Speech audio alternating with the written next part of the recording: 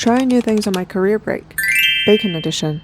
I'm really not someone who bakes a lot. I don't think I've ever made tarts before. So, in a workshop like this, everything is laid out in a professional kitchen with every tool you could possibly need. I did feel like I was standing on the shoulders of giants.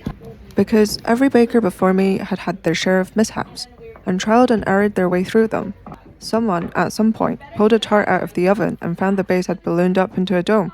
Someone else had a thin crust burn while the rest was still pale.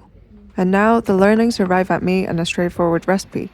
Poke holes in the pastry so it doesn't puff up, and use baking stones so a thin crust bakes evenly. The flavor pairings had been worked out too, and that's a more interesting lesson. The two baked tarts we made were pistachio cream with apricot and jam almond cream with almond shavings. Where creativity was welcome was the decorating. So I tried an apricot rose, like an avocado rose but with apricot. Fanned it out, curled it round. Honestly, it was looking pretty good at that stage. And then it collapsed in the oven, so it ended up as an orange blob in the center. And, well, this is the trial and error I was talking about. It was so satisfying watching everything come together at the end. Finished the two baked tarts with pistachio crumbs and sanding sugar.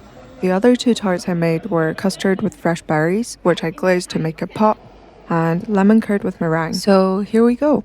4 perfectly baked, beautifully decorated tarts. You can't even see my failed apricot rose anymore. Time to head home and try them out.